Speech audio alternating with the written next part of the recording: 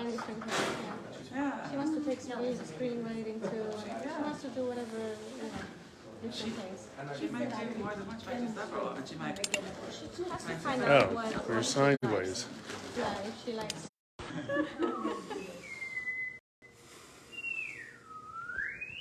We're having a tech startup. Oh, Frank, you're a tech startup, finally.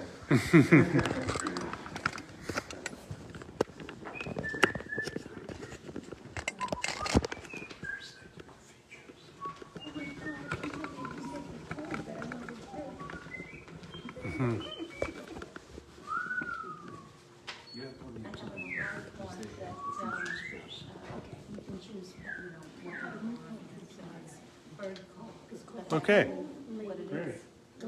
Are we on Facebook? Yeah, we're on Facebook. Oh, welcome everybody to the February 1st, 2023 Red Wheelbarrow reading. We have two features tonight. There's Seth Leeper and Brigidh Duffey. He's been alone, and we're having an open mic.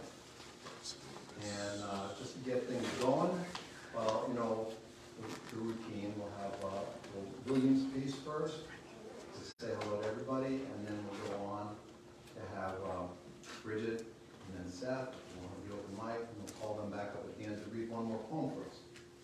So I'm going to present a little poem by William Carlos Williams. It's a favorite of mine, called Young Sycamore. I'll read the poem, maybe talk about it very briefly, and then read it again. Young Sycamore. I must tell you, this young tree, whose round and firm trunk between the wet pavement and the gutter, where water is trickling, rises bodily into the air with one undulant thrust, half its height, and then dividing and waning, sending out young branches on all sides, hung with cocoons. It thins, till nothing is left of it but two eccentric, knotted twigs bending forward, horn-like, at the top. So, this is a fun poem to talk just a little bit about, not to make a big deal out of it. It's famous for being a poem where William Carlos Williams was preoccupied with the thing itself, you know, and so it's portrayed as he saw a young sycamore and he wrote this poem, but that's not true at all because it was based on a picture that he saw in Alfred Stieglitz's gallery of a young sycamore standing on the side of the road in New York somewhere, and he wrote essentially a drastic poem about that picture, but never acknowledged the fact that it was a picture enough. But the main fact is, he still is cinematographically tracking this tree from the ground up to its height. So he's giving the tree almost its own life in summary, even though, well, that's only partially true. And it goes thinner and thinner to the top, and then it has this little horned twig right at the top, and the poem just stops, you know? But one of the things I like about this poem, I like the fact that it only has those two verbs, you know, it rises, the tree rises, and then it thins. Other than that, no verbs in the poem. But like the Red Wheelbarrow poem, so much depends upon, this one begins, I must tell you. So, just like he did in the Red Wheelbarrow, he's presenting an argument in just those few words. Because if you look at the Red Wheelbarrow poem, so much depends upon is the whole argument. And it's not an imagistic poem. It's not just a poem about an image. It's a poem with an argument. The argument is concise. And when I say so much depends, I've grabbed your attention and I've told you the emotional immediacy of this poem. And I must tell you, does the same thing. And yet both of these poems are portrayed as poems that are about the image of a thing without the interference of a speaker. It's not true. And you know, there's so many poems that are non-imagistic of William Carlos Williams. They're just arguments. The one about the young girl who's gone astray, and the one about the funeral cortege going on. He wasn't an imagist. That was something that people stuck with, that stuck on him. He was a poet who argued, used rhetoric, used old-fashioned rhetoric when he saw old-fashioned sounds or feelings. Anyway, enough of that. I'll just read this poem one more time, and then we'll get started with our reading. Young sycamore. I must tell you, this young tree, whose round and firm trunk between the wet pavement and the gutter where water is trickling, rises bodily into the air with one undulant thrust half its height, and then dividing and waning, sending out young branches on all sides, hung with cocoons. It thins till nothing is left of it but two eccentric, knotted twigs bending forward, horn-like, at the top.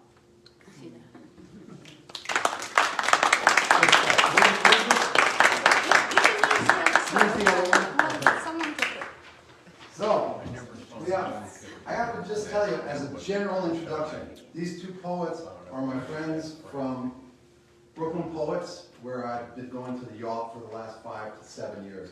And I know you know exactly what I'm talking about. When you hear somebody, the first poem they read, the second poem they read, and it just gets you, you know, like there, and you say, oh, this is a great poet. This is a poet maybe at the beginning, maybe in the middle, maybe, but this is something else. And I said to myself, I want my friends to hear these people that I met in Brooklyn. And I wanted to drag them out here bodily, put them in front of you, and have you see that, you know, this amazing energy. So first, I will introduce to you Brigidh Duffey, who had that exact effect on me. I'll read to you what she wrote about herself. Brigidh Duffey lives in Jersey City, where she is outnumbered by cats with bad personalities. She was a finalist in the 2022 Brooklyn Poets Yacht Poem of the Year contest, formerly known as the Smackdown. Her work has appeared in Pamphlet, The Blood Pudding, From Whispers to Roars, and the Dilly Down Review. She never tweets at Brigidh Duffey, which is spelled B-R-I-G-I-D-H, Duffey, D-U-F-F-E-Y. I love Brigid's poetry because it's intimate and it goes right to the heart of the matter. It's lyrical as hell, so you have to listen. It's not just going to tell you a story, it's going to bring you into the moment and shine a light on it, you know, and you're going to have to watch the directions it goes. So would you please bring all of it together and bring Brigidh Duffey up here on the stage.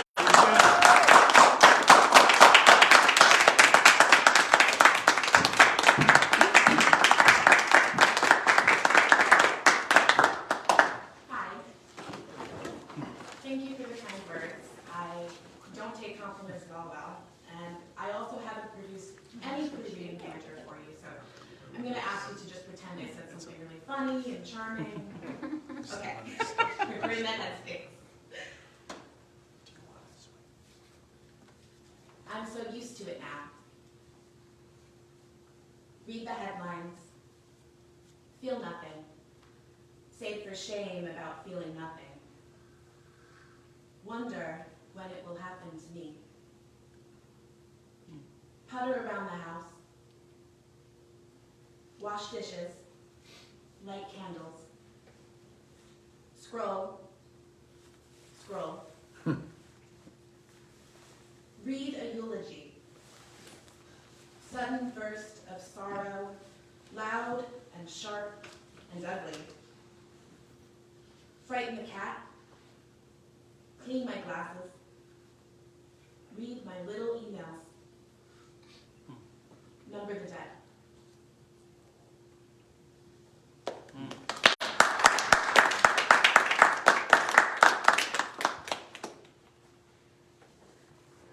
You've got to stop projecting. a dead pigeon that's slowly decomposing in the awning above the deli, outside the train. Sure, that's not the memorial you'd wish for yourself, but pigeons pray to pigeon gods for a glorious death, for burial at corner store above 6th train, that their pigeon descendants might pay their respects by shitting on commuters emerging from below. If there are good ways to go, then there's bad ones too. A pizza sliding out the side of its box and onto the road. A cockroach twitching out its last, alone and worst side up. A half-grown squirrel's overconfident leap. There's rarely time for choosing. You can only hope for your own glory, for a little patch of flowers, for a little slice of sky.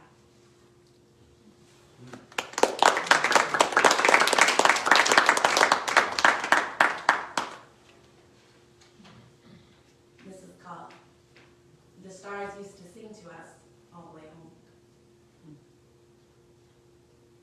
Other poets have told the horror of what we've done, the wars, the poisons, all the born asthmatic children. Other poets have said it better than I could, so I won't. I only wish to note that when we step into the cold, from the warmth and chatter of a late night dance, when we pull the collars of our coats above our chins and look up at the sky, there are only 2 or so stars shining through the hazy glare, weak and weary. We drive home in this dull safety, street lamps squeezing out their light, toes squirming against toes in too tight shoes, cars ducking behind mountains that reduce the best of the 80s, 90s, and now to a vague, anxious crackle. Proceeding, at the call of an artificial voice, to the root.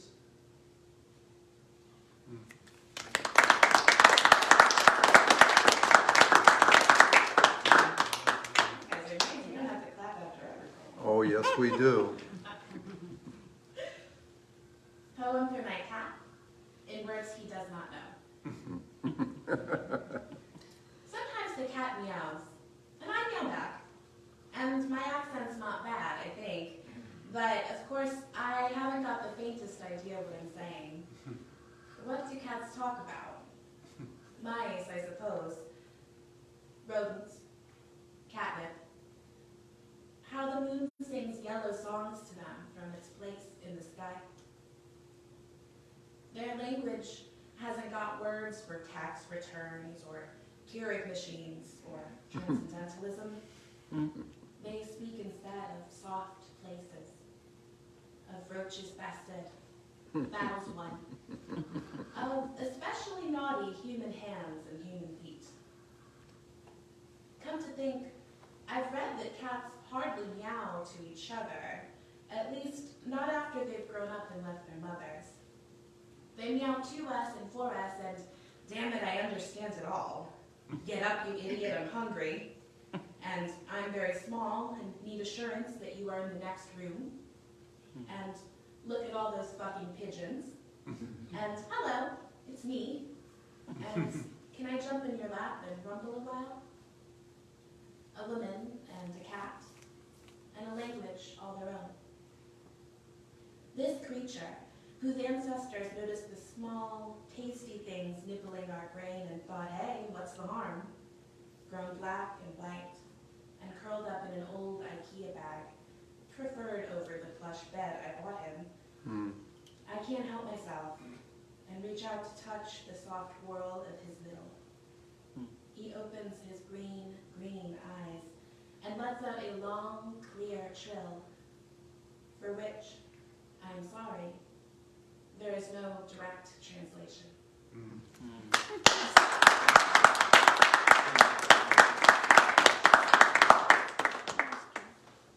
How are we doing on time? Oh, you're doing great. All right. You're not even close to ending.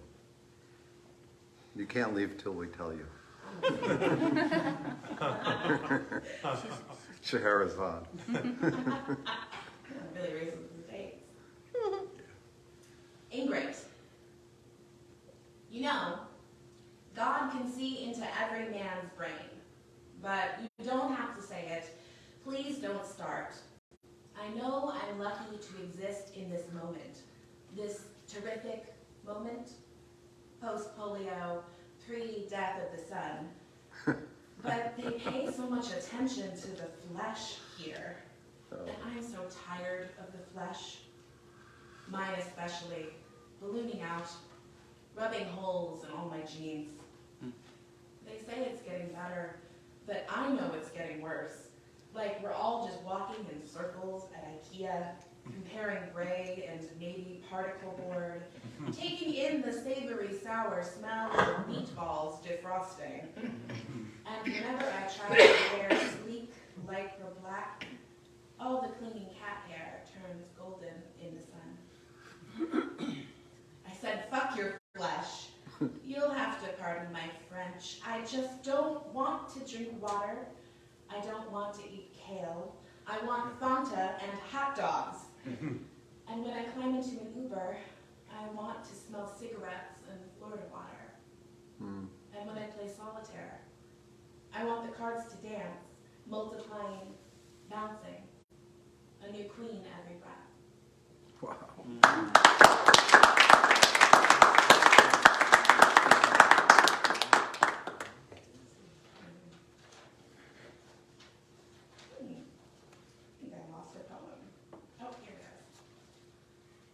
There are a lot of people here who would lend you one. All right. Insolvency. We used to be fish. Well, almost fish. We used to be wet and long and strange.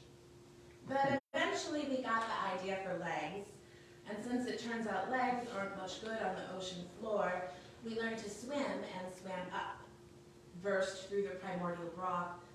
Somewhere in there, I forget, we must have sorted out what to do with air. And stepped onto this new thing, this thing called land. Artistic depictions of this moment are never kind. We paint ourselves as these shrink-wrapped, goofy blobs, eyes and teeth, a sketched-in first draft, unwilling just yet to commit to either the mammalian or reptilian side of the question. That moment, that one stupid, triumphant moment, pressing the shape of our proto-toes into the sand, the invention of swimming, the making of legs, all that for this? For this? I don't mean to say it's all bad. We've become creatures who, sure, grow raspberries in the back garden, who leave out tins of meow mix for vicious, ugly cats, who you'd never think know all the words to "Man, I feel like a woman" until it's their turn at karaoke. But always end up again at the oil-slick shoreline, swatting away biting cousins who went in a different direction, sifting through the sand for the missing link, for the ancestor we have to blame for these knees. Oh boy.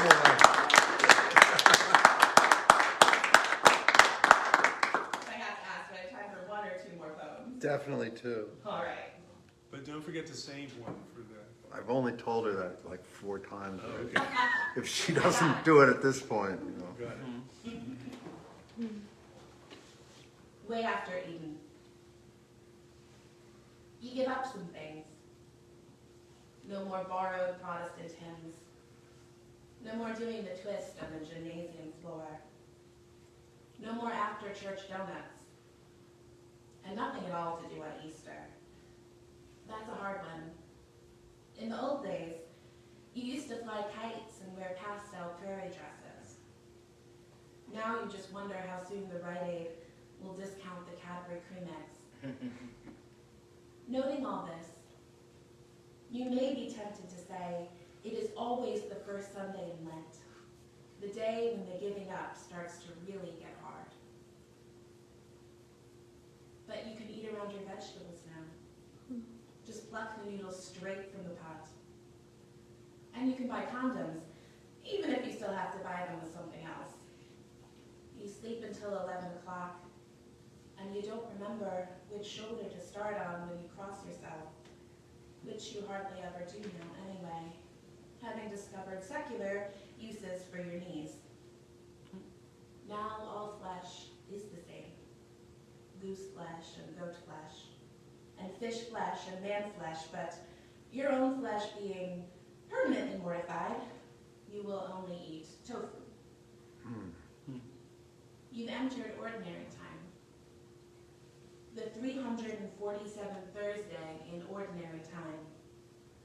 Here it's always green, and each day reveals itself either solemnity or a feast, as it suits. It's never winter. And also, it's never spring.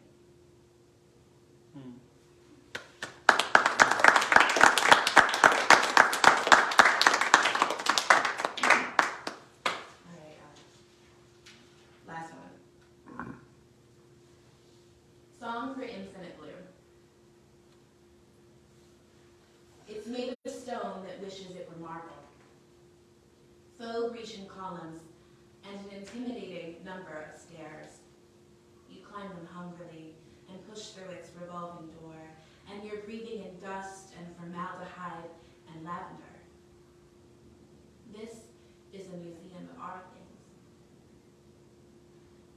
In the main hall, there are the bones of the great beasts, the last of which laid down and died before the years were named. Each beast has a sign estimating that it still had flesh, and noting the day we took it out of the ground. Their permanent toothy grins say welcome. Welcome to the stillness here.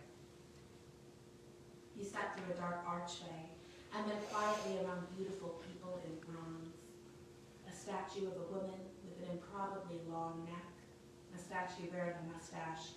It reminds you vaguely of presidents. A statue in a clinging gown on the back of something that resembles a horse, and a statue of you. On your way to the next place, you pass a wall of every kind of shoe we have ever worn, and a machine that, for a quarter, will press you a little prehistoric creature out of hot wax.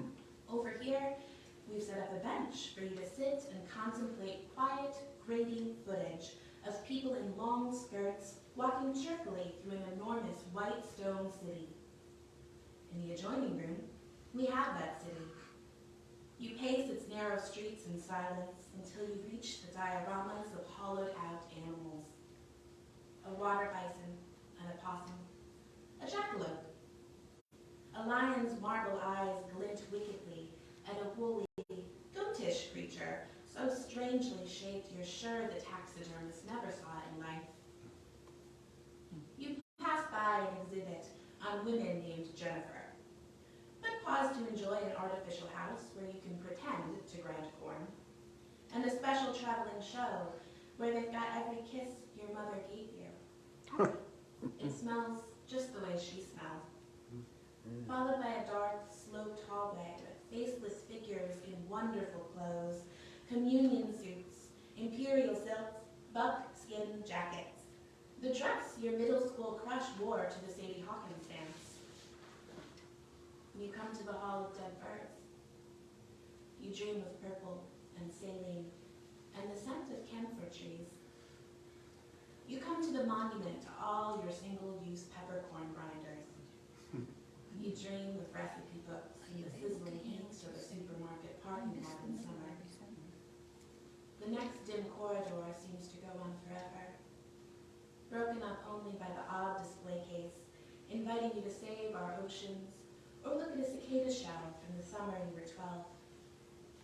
Still you press forward until you come to a room with a great gray whale. In the whale room, you dream of nothing at all.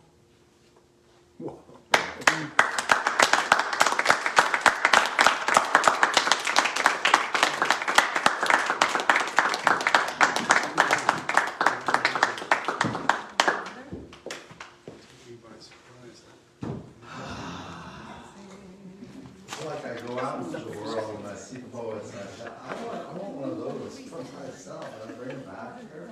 That's great. I just got to sit in the front row and watch a great reading. Thank you so much, Brigidh. It was great. Awesome. I'll never forget the trilling sound that the cat makes. That has no translation. It's beautiful. Beautifully set up as well. Great endings. Great turns.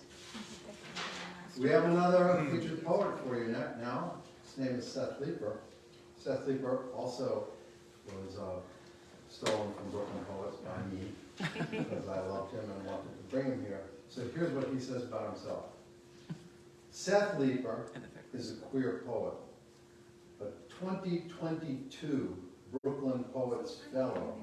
His work has appeared or is forthcoming in Sycamore Review, River Styx, The Journal, Salamander, Echo Theo Review, and The Account. He holds an MA in Special Education from Pace University and BA in Creative Writing and Fashion Journalism from San Francisco State University.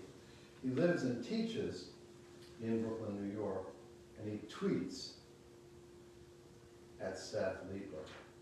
So he teaches in the public school system of New York, Yes, right? yeah. Teaches in the public school system of New York, which makes him a hero in our time. But he also teaches at Brooklyn Poets, and he'll tell you more about his class, the class he's teaching now that is sign-upable for, which is on some version of the sonnet. So I love Seth's poetry. I heard him read it. I love the narrative, and I love the way he talks about family a lot. I don't know if he'll be reading about that tonight, but whatever it is, please give him a warm welcome.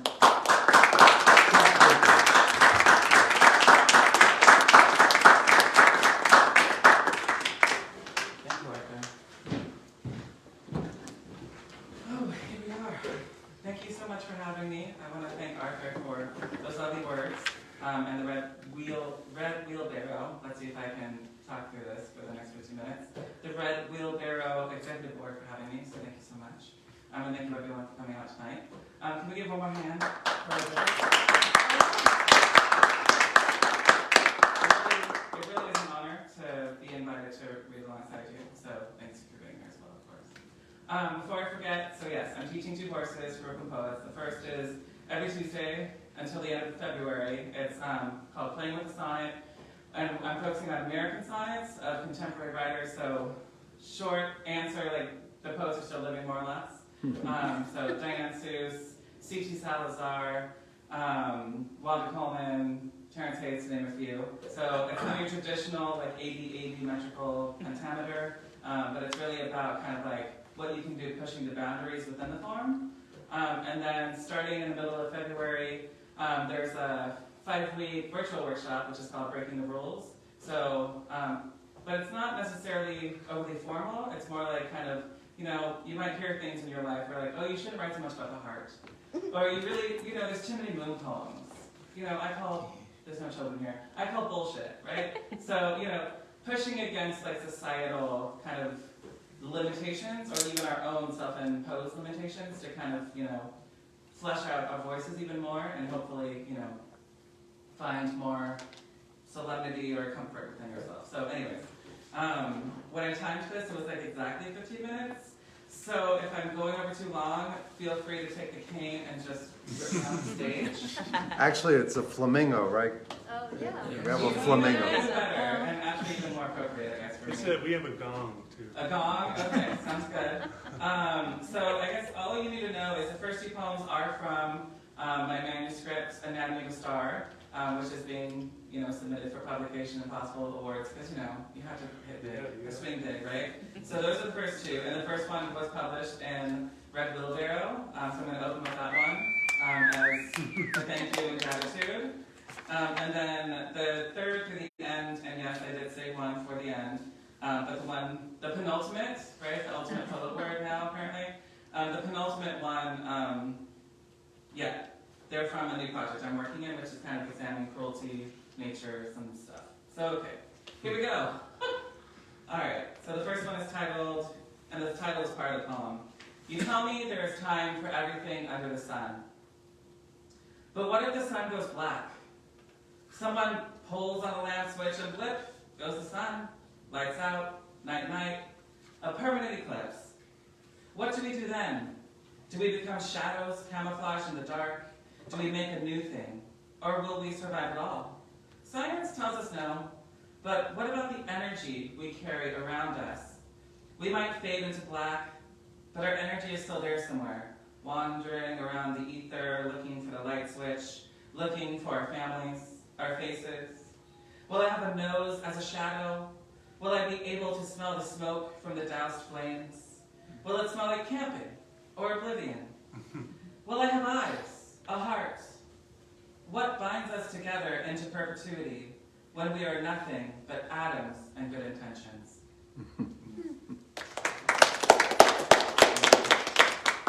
So the second one is the last poem in the manuscript. The manuscript's in two portions. One is, the setting is like space and astral planes, and then the other one, the setting is like Earth. And you'll probably kind of guess at the theme here. So this is called Salutations. 20 years on, a son walked through a door, away from a father who walked through a door, looked back only in spare glances. The disparity between hello and goodbye, all the intervening years, all the missing years, when phone calls replaced hugs, daily birthday wishes were flat jokes. When did I become the one to walk away, turn my back on the one person I needed to run towards? I wanted to punish you. I wanted to follow you around your workshop and look at your tools, but the Barbies in the other room always shine brighter. I was an interloper with fairy wings in a world of metal, tinkering gadgets and gizmos foreign to my hands, the same hands of a 4-year-old who reached for turned back, same calloused hands of a grown man who reached for a body no longer there. How did we get here, a room apart? White sheets shroud a body in repose, a son stubbornly still living, blind hands opening door after door after door.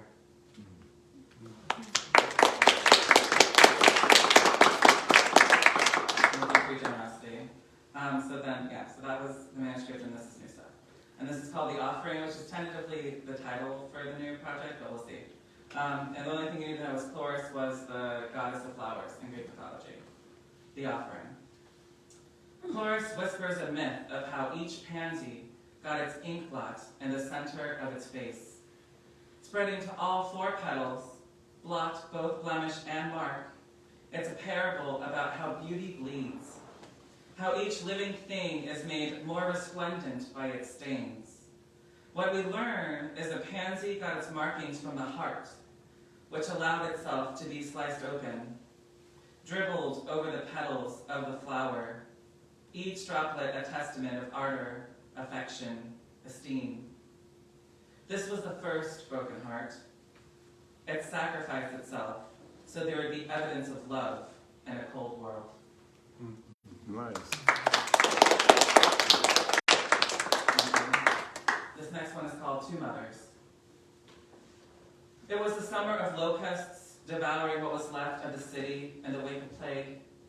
Tap water scarce, no reprieve from the heat that wore each body like a new mold to be poured over. Sweat slid down the moving bodies that remained in the streets, commuted by route, out of habit and ambition for the languid leisure of the unaffected, the privilege to take for granted. You rode the tracks across town to find supplies and baby formula, the tot's teeth pressed firm to your teat. Unthinking hand beat a vigorous patter into her back. Beneath you, the unswept, unmopped floor of the train car rattled, end to end. No other passenger feet present to still it. And though the smell of piss and breast was potent in the air, the breeze that flowed through was cool and crisp. When the doors opened onto your stop, you hesitated to leave the dystopian sanctuary, but strode on anyway, the babe's head on one shoulder, leather bag dangled from the other, while you managed the sudden slope of decaying stairs accordioned down to the sidewalk. Hollowed out the degas, their glass facades now a heap of shards piled across their storefronts, ushered you further down the block. No need to look through already pilfered shelves. You'd been told to look for a line, but there was no one. Just you, a woman with her child, walking down an empty street, In the distance, the carcass of the city's skyline, visible across the river, its buildings reduced to blacked out rubble, colossal sheets of glass shattered long ago. The dying yellow sidewalk before you stretched towards these dead edifices, futile, stunted by the water between, to which it grew black, cracked arms in response, reaching out on each side in opposing directions. It was down one of these sprawls you turned to look for other life, but instead found a heap of bloody flesh in the middle of the road. Ivory white and red, the closer you neared, you could make out the sinewy curves of large muscle. The black hoofs of its 4 hocks pointed at you, and a hole in its horse-shaped head exposed naked skull tissue. Not 6 feet from its body, a horn-shaped bone, bleach white, save for the blood at its base, lay limp on the cement amidst the corpse of a corridor formerly brimming with life. The air, in the shape of a woman, exhaled around you in grief. An unexpected gust of wind pushed you forward. You pressed your hand tight against your daughter's back to shield her from the fall. Your knees made contact with the ground inches from the nag. Blood mixing, a single tear trailed down your face. Something inside you broke, and you wept with her wet hand on your shoulder. 2 bereaved mothers, keening at the loss.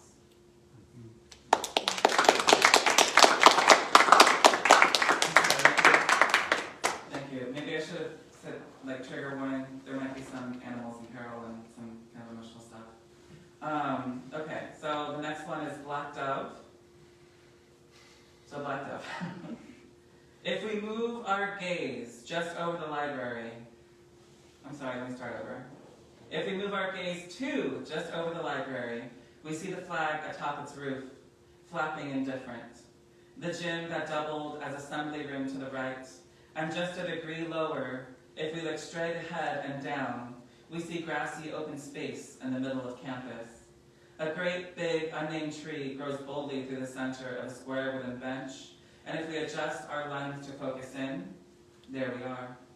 Posing on our designated corners of the bench, our backpacks to our sides or discarded in the grass, buttons emblazoned with band names and profanities stabbed into their nylon bodies. We play our parts as the kids, so uncaring of being cool, that we are, in fact, the most interesting kids in school. Black hair, black tees, black eyeliner tracking down our cheeks from the heat. If you ask anyone else, they'll probably say it was the swarm of athletes, or the ag kids with their farm biceps. The drama geeks didn't rank, no offense. That the former were always just to the side of the main walkway, not far from the quad of lockers, 20 bodies packed onto a bench that fit 5. The latter making a day job with their homesteads all the way in the back, behind the football field, the trinity of baseball diamonds. So in actual fact, our misfit punk asses were the center that held the delicate ecosystem of hormonal adolescent hierarchies together. And you were the queen. Affecting the most Oscar-worthy, didn't give a damn stare, strutting around in your knee-high leather lace-up boots, a perpetually scarlet lip framed by your heart-shaped face.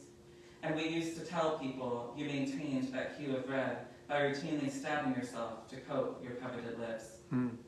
Your ever-changing dye jobs and hairstyles were the top story and the low murmur of wagging tongues. But what they didn't see were your wings. Dark, plumed, sharp-tipped, and wider than the length of your body. I knew them intimately. Their down provided shade and solace, but their feathers gathered in my throat, pierced my larynx, tickled my esophagus. I'm sorry for it all. How nothing was fair after, for all the broken vows. I could no longer pay tribute. I had to burn my jester's cap, escape the shadows. But even now, seated in my window at night, I watch trains carrying people away. I wonder if one of them is writing to you. And I pluck another black feather from my mouth.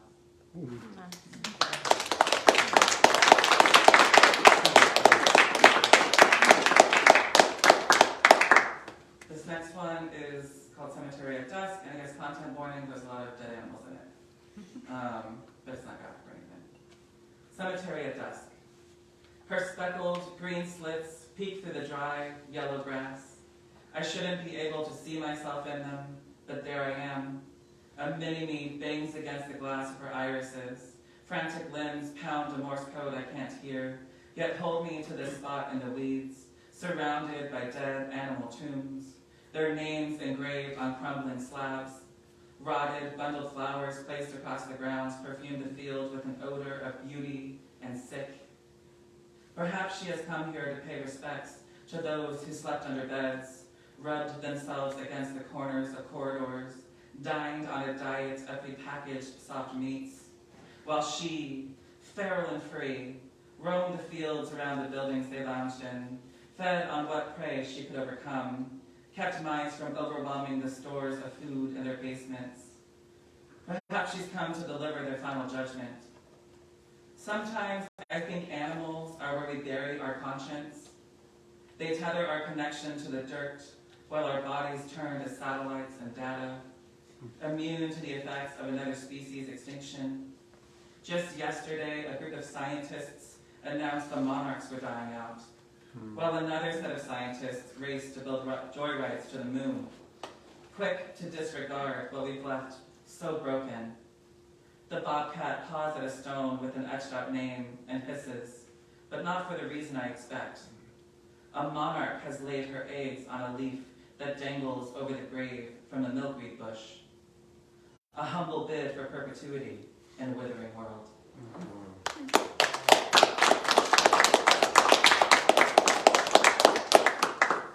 I've got like 3 more ones coming along. How are we on time? You're doing just fine. Okay. So again, if you want to get the flamingo, just take me off the stage. I think you want the flamingo. Listen, once you say flamingo, now I'm intrigued. You know, it's too enticing now. Read your poem. All right, well, thank you for your long attention, everyone. This one's called Parable. Long ago, there was a woman. She bought a house, then a lawn, then a baby sapling. She dug a hole. You're going to make me laugh, Arthur. In the center of the lawn, placed the sapling in the ground, took her shovel, smoothed a small mound of dirt around.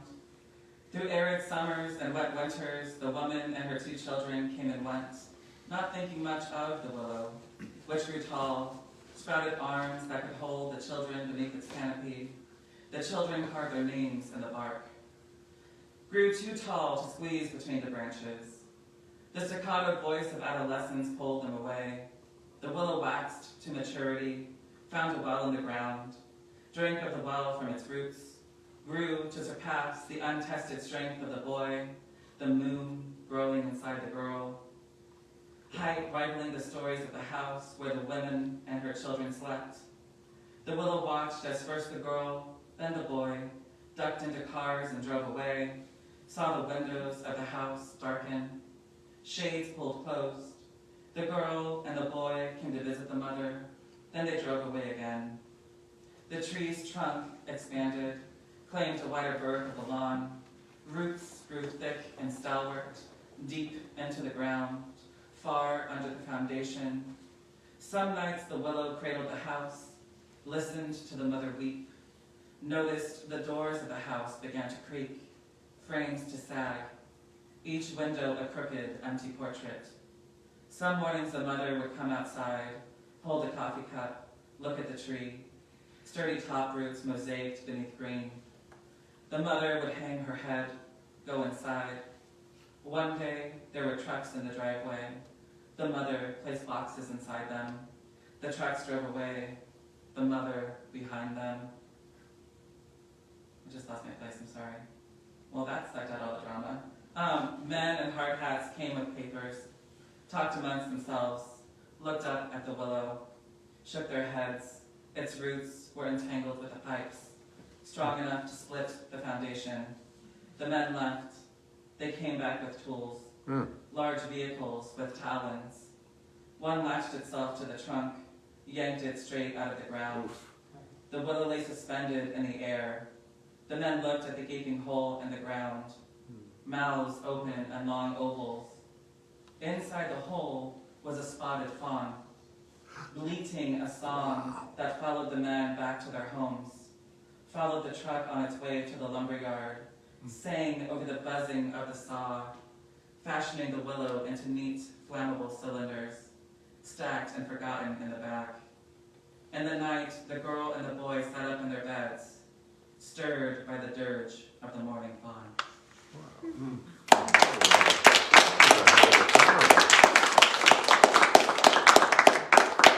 Thank you. Just two more, we're almost through. Thank you so much. So this is another one where the title is part of the poem. Waiting for you at the bar, I read Sharon Olds and think about death. How one life bookends another, two bookend an era. I smell the crushed ice and lime on the silver surface of the counter and think on the roundness of the green olives packed into a bowl.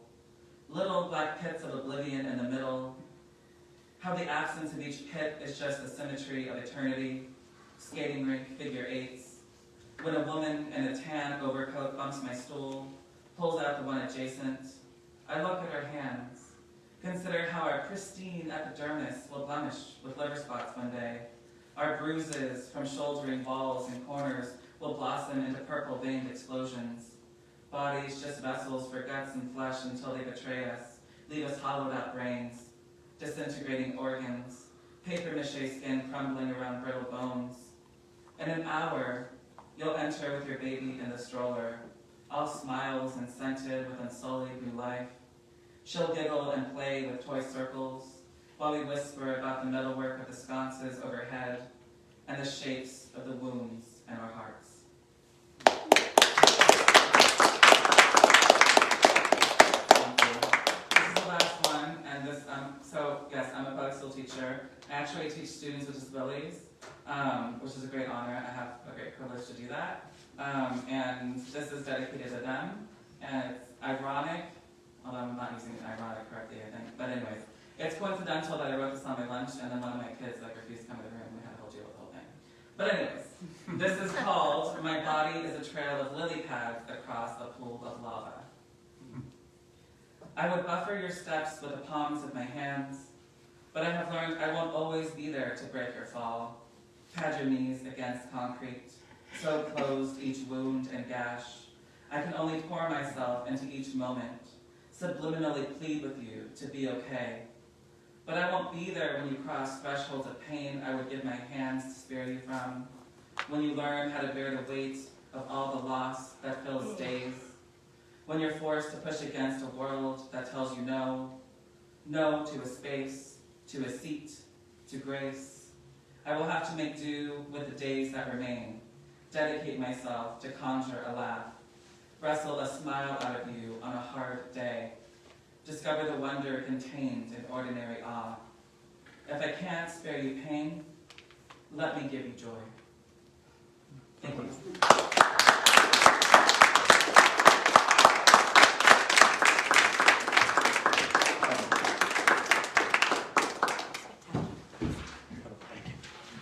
Thank you, Seth.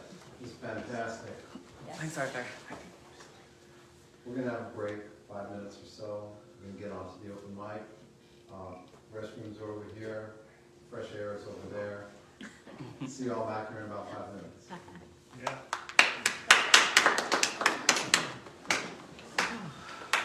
That was great. Thank you. Thank you so much.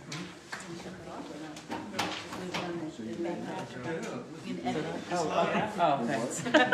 I chose some strange words, but No, it's okay. It's always out of body when you finish reading it. If I actually try to do something, Right, yeah. And everything in between. It's funny that you wrote like a build level. And I brought my pen because when I write, I can't write my hand. But when I read, I can only do it from page to page.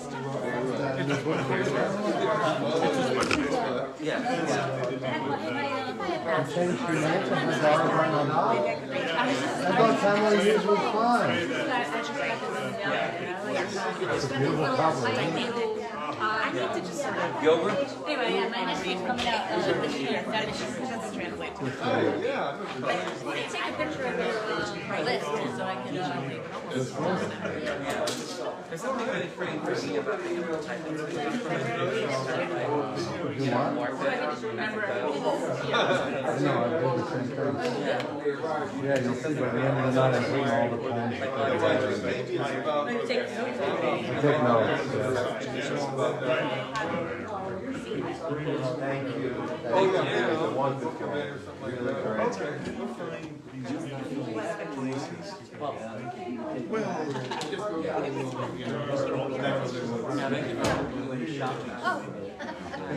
great. The last one.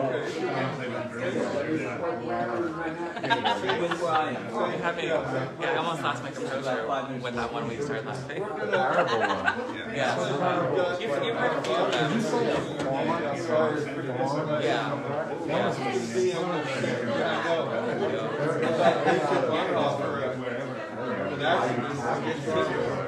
I was trying to go for some like some imaginary thing, but I don't really know. Yeah. It was something. I don't know. When you have real surreal. Yeah, and I also have like quiet water. I think it's really like Own it. But I don't own it, right? Because Yeah, and then I lost my place. I thought people were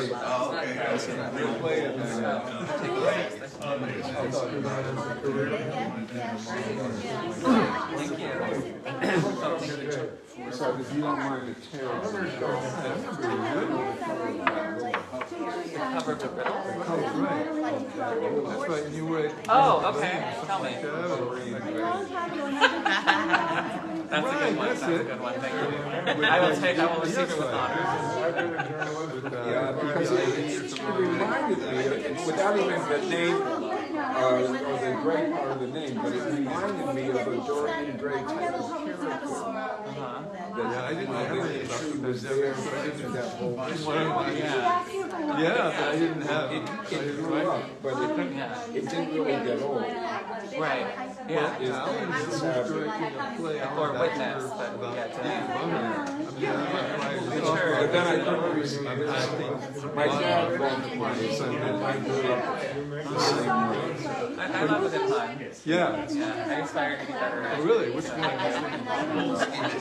You can use that One one. was at. Okay, then yes, I will attribute to you. I played both. Yeah. So this one is going to be off Broadway. We've changed most of the actors, so it's really upscaling. It's pretty good. Yeah. Yes, exactly. Spaceship or whatever. So you're welcome. See, you're gonna read Yeah. He's coming back.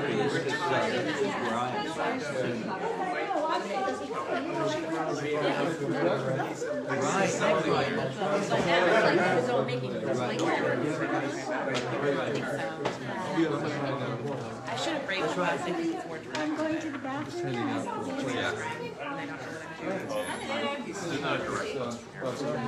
Play that I'm in, actually I only back to directing it in Manhattan. Yeah, that's what I did. An activist, a real great stickler. But it was Gracie. Now that I've done it, it doesn't feel Oh, I took the same bus report authority. It's actually like It is just my God. When we're doing this, one thing that was like disorienting was it doesn't display the names and stuff. Like it did for the first one, and it's just stuff that was But I'm not old that They told me, it was like, okay, I'm not there yet. And then I asked her to pass away, and she was getting up at the same time. February. So that's Anybody can sign up, there's no pre-screening, it takes 5 to 8 minutes.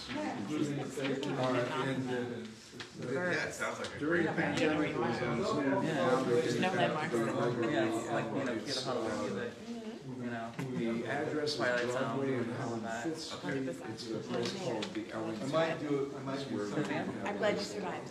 Yes, thank you. And I can send My you the 6 link minutes for the sign up if you want. It's like literally just like a top of the hill. You can look at There's two, there's one there and one there. Like, I feel like since I know what the ending destination looks like, on the other end it's intimidating because I'm like, well, it's always going to stop at Port Authority. Exactly. Right? By its end of this year. Yeah. Go. Yeah. And then from there I can like, When my book's out. I met him. It's funny how kind of we become on. It's not Sabbath from us. Yeah, I just have the. Like our media our boroughs. They have been the resident circumference, which is containment. Maybe you can still work together. You sort of have to. My best friend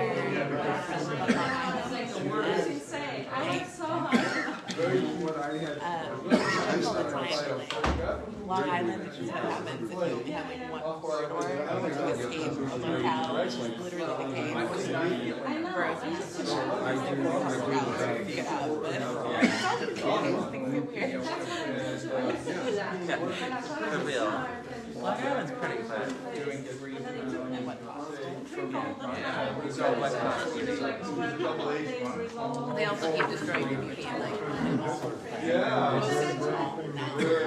I say now, like I was there. I don't know It was so piercing.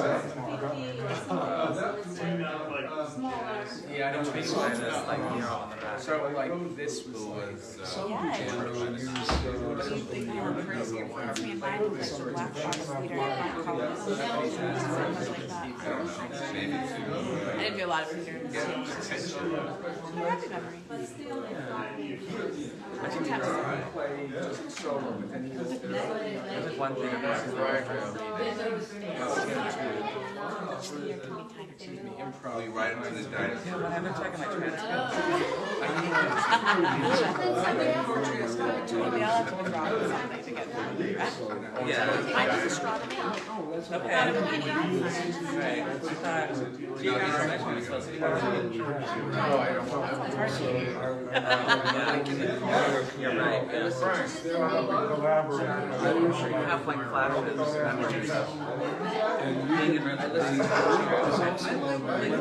when you're dreaming, you don't remember like you don't remember what like time you're practicing it. So then I had it's like, oh my gosh, did I just like get to finish that class? Like, Let's get going. like a Poetry reading. Anybody outside?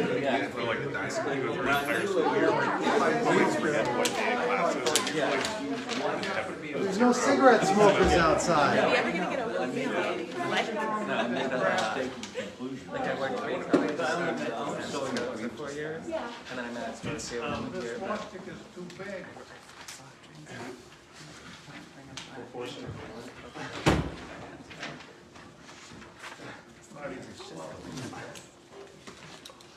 Sal, are you on the list? I am. Donde? Oh, you stuck yourself in it too. That's what I asked you. Oh, yeah, sure you asked me. Well, you stuck yourself in. You know he's gonna make the order. Yeah. We're getting ready to go, so let's get going. We're gonna have a great open mic tonight. We've got about 15 people on the list, so, 3 minutes, one poem. I learned that. Be generous to each other because we're all we have. So the rules are, applaud when people are coming up to the stage till they get here to help them have the courage to do what needs to be done. And then, of course, their souls having left their body through the poetry reading, you must accompany them back to their chair with more applause. That's it. Those are the entire rules. So we're going to start as we love to start, and it's the greatest pleasure to start with Mark Fogarty. He's a former editor of the Red Wheelbarrow, and he's a great poet in his own right.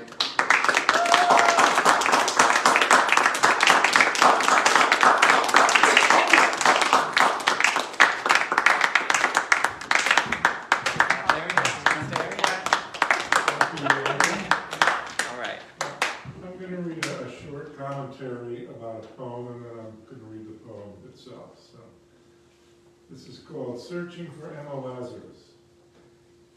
It's odd how one of America's best-known poets is also one of the least known. Emma Lazarus is the new Colossus, which sits at the base of the Statue of Liberty, one of the most famous of American poems, one of the most influential in the way it defined this country's attitude toward immigrants. Attitudes change, unfortunately. Recently, though, I realized I had never read a single other poem of hers. I bet a lot of other people in America haven't either. So I went looking for Emma Lazarus. I knew her biography in general terms. The poet who first published in her teens was a protege of sorts of Ralph Waldo Emerson. And I knew she was a Jewish activist, and that her assistance to the Ashkenazi Jews flooding into New York City's Lower East Side after 1881-1882 pogroms in Russia, particularly a three-day massacre in Kiev, made them the models for her tired, poor public masses. I didn't think I'd be interested in her juvenile work, like poems and translations. I wanted to catch her at the time she formed her poetic core, instantly announcing herself, the way Whitman did when he sang the Song of Myself. Looking through the list of her published books, I saw her second book, Admetus, but that didn't jump out at me either, too classical. Then I saw her 1882 collection, dating to the approximate time of the writing of the new Colossus. This is it. It was called Songs of a Semite, The Dance to Death, and Other Poems. Undoubtedly, this is the collection I've been looking for, a bold statement of personal and artistic identity. The New York Times, which was the first publisher of the new Colossus, reviewed Songs of a Semite in 1882 and summarized its three parts. The Dance to Death was a verse play concerning a ghastly incident in Germany in 1349 when Jews were burned to death. The second section was a collection of seven of her lyric poems. Lazarus called them songs. And the third part was her translations from Hebrew poets of medieval Spain. An anonymous reviewer pronounced The Dance to Death a horrible story, but said Lazarus' rendition of it came very near to making a masterpiece. The translations were full of curious and beautiful passages, and the reviewer concluded that Lazarus might be safely held to have the true poetic gift. Songs of a Semite is 140 years old and metered and rhymed in the manner of the day. Verse plays seem labored to me, and translations of ancient Spanish Hebrew poets are not very intriguing to me either, though they do show that Lazarus, a Sephardic Jew whose ancestors were from Portugal, was deeply in touch with her Iberian roots. So I took a look at the first of her original poems. The New Year refers not to January 1, but to Rosh Hashanah 5643 in September 1882, after the terrible pogroms in Kiev and elsewhere. She notes Rosh Hashanah happens at Harvard time, live and fecund compared to the wintry New Year's others observe. The corn, a sea of beauty and abundance lies, as well as describing the garnered spoil of bees. The new year will follow a red, dark year. Never has there been a new year with greater portent and with promise, Lazarus writes. Then comes a section on the Jewish diaspora, which reminded me in theme somewhat of the new Colossus. There's even a tempest-tossing wave. Lazarus notes the vast extent of Jewish exile, from snow-capped sierras to vast steppes ye went, and the indomitability of her people. Each separate soul contains the nation's force, and both embrace the world. The poem ends sternly. Once more we prove a strength of supreme suffering still is ours, for truth and law and love. Lazarus died quite young, 38, and never saw her famous poem mounted at the base of the statue. But she should never be neglected. I'd hate to think that Lazarus's forceful writing on Jewish themes has contributed to her neglect. Songs of a Semite, while a stunning statement of poetic intention, does not appear to be an easy read. But while I don't share her religion or her culture, I find The New Year, the second poem of Emma Lazarus's that I've ever read, full of beauty and passion, and those are things that I do respond to. Each separate soul contains the nation's force, and both embrace the world. This is gallant and spirited writing, not to mention truth and law and love. So here's Emma Lazarus's The New Year, Rosh Hashanah, 5643. Not while the snow shroud round dead earth is rolled, and naked branches point to frozen skies. When orchards burn their lamps of fiery gold, the grape glows like a jewel, and the corn, a sea of beauty and abundance lies. Then the new year is born. Look where the mother of the months uplifts in the green cleanness, in the green clearness of the unsung west, her ivory horn of plenty dropping gifts, cool harvest-feeding dews, fine winnowed light, tired labor with fruition, joy and rest profusely to requite. Blow, Israel, the sacred cornet. Call back to thy courts whatever faint heart throb with thine ancestral blood. Thy need craves all. The red, dark year is dead. The year just born leads on from anguish wrought by priest and mob to what undreamed of morn. For never yet, since on the holy height, the temple's marble walls of white and green, carved like the sea waves, fell, and the world's light went out in dark to proclaim and worship him, mighty to slay and save. High above flood and fire he held the scroll. Out of the depths he published still the word. No bodily pang had power to swerve your soul. Ye in a cynic age of crumbling faiths lived to bear witness to the living Lord, or died 1,000 deaths. In two divided streams the exiles part, one rolling homeward to its ancient source, one rushing sunward with fresh will, new heart. By each the truth is spread, the law unfurled. Each separate soul contains the nation's force, and both embrace the world. Kindle the silver candle's 7 rays, offer the first fruits of the clustered bowers, the garnered spoil of bees. With prayer and praise, rejoice that once more tried, once more reproved, of strength of supreme suffering still is ours, for truth and law and love. And love.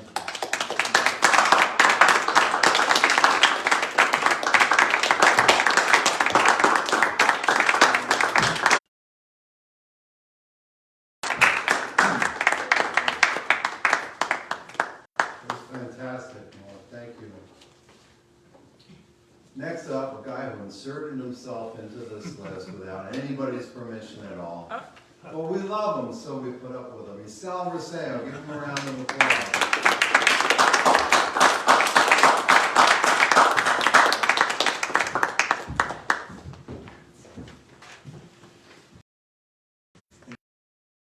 Tuned out by backseat banter and seatbelt shenanigans, transmitting by the knock of idle knees. Destined for farmers' markets, meandering sanctuaries shepherd us through charmed channels, and we whittle away at pathways drafted from rocky scarp. Obligatory, we watch the chiseled passage of time, passing cars dodging excavation. Through the windshield, a distant mass of clouds hovering large hangs over the green mountains that mat it, before bowing into the Berkshires for lesser altitudes. Their dark hues denoting a density of layers mingling with the bright textures of swirly white permutations, the hushed light of failed permeations like the perception of halos, a corpus coalesced of the utterances of past skies. the top edges of worlds before us, unbroken majesties not yet rendered, unconquered at elevations unrecognized, unmoved by the minutiae of trivial pursuits. Further on, structures and lodgings litter every rut as if chucked there, shrugged from the shoulders of giants. Telephone pole and roadway lines strung ornate between them. Artisan streets of cropped circles propped at intervals, intersections gilded with an carved into pastoral peaks, fit as woodcuts from out of frost covers. Shying from the road, fortifications of dense trees bristle in each other's shade, block the views of spying passers-by as they drive past the signs for the Norman Rockwell exhibit. Gas stations lie Sunday still like dry brushstrokes until we break, canvas for corpus delicti. Pit stops primed for less offensive commentary. Bare ankles brimming out of sneakers from behind the front seat tattle on another pair of socks left behind, this time in Vermont. Pooling and parked, cars on hiked trails lose sight of the mountain whose slope they find themselves perched on. If you can't beat them, join them, together at the hip with the sweaty glue of road trips. Back at the Sage Mill, pause resting on concrete, the discoloration of cookie dough, and a pie cooling to fill our bellies, filled with the blueberries picked by hand the day before, at least the ones we didn't eat.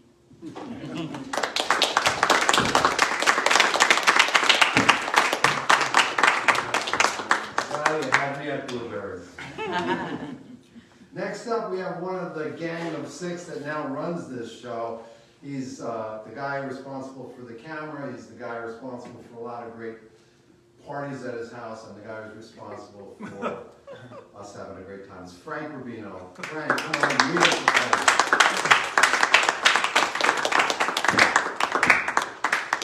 All right, well, Arthur, I'm trying to keep the parties on the down low. That didn't work out, did it? That sounds Hello, everybody. Hey, every Tuesday we do this workshop, and it's just another thing that our group does. So if you are looking to do a poetry workshop, we do this weekly workshop, and contact me. I'll send you the invitation every week. On Zoom. It's free. It's on Zoom, yes. Yes. Okay, so I'm going to read a poem. It's called Birthday Party Chit Chat. I'm going to need my glasses for this. Birthday party tonight. My stepdaughter asks, do I feel a year older? And I say, each second I feel a second older. That's birthday party chit chat. When I think of aging, I think not of people's bodies, but forests. When I think of decline, I think not of people's bodies, but empires. I think of accretion of thoughts, experiences, and information. I get a birthday cake, a very tall cake that looks like someone's top hat, maybe Lincoln's. I get presents, books, including a translation of Eugene Onegin, because I am a Russophile and refusenik, and my mother has given me books every year that I would probably like. My sister gave me cufflinks, and I realized since the pandemic I don't wear dress shirts like I used to, but I want to and will. The most important thing to me is to show something beautiful. I decided my present was what each person brought to my life, wrapped in their unconscious. Somewhere, he and his great aunt watch football.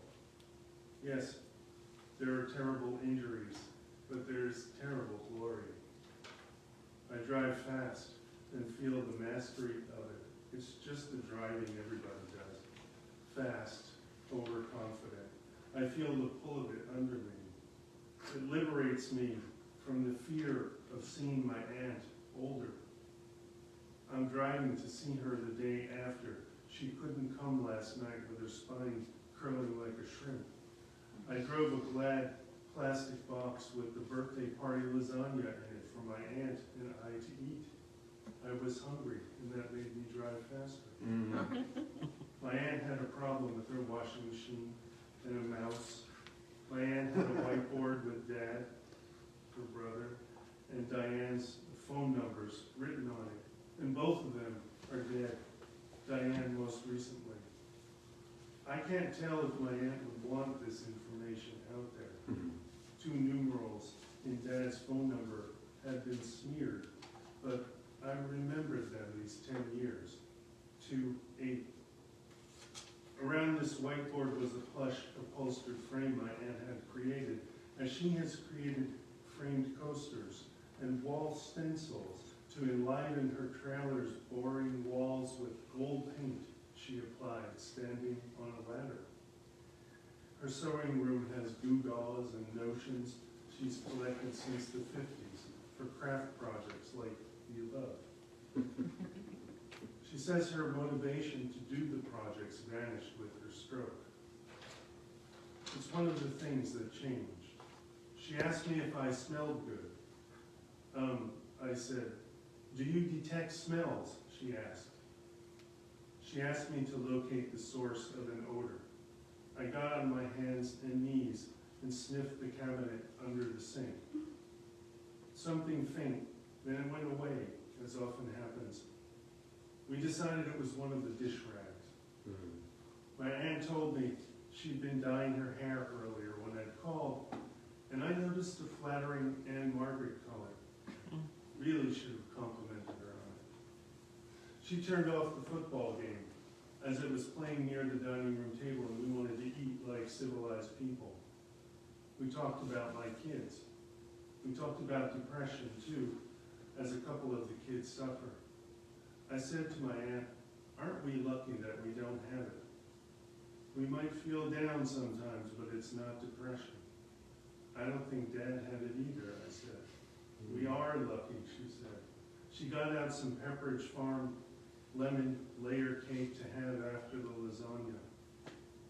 "They play games with the size," she said. "It's the same box, but they made it smaller and charged more. I almost didn't buy it. But I said, it's one of life's pleasures and you deserve to have it." Sunset. Clouds over the railroad tracks behind her trailer, smudged like the blood-thinner contusion on her forearm. She got it tucking the sheet, making her bed. "Looks god-awful," I said. I pulled away from my aunt's and through her trailer window, I saw she had turned back on the football game. I saw the football players tumbling, the info captioning, the yard lines. Thanks.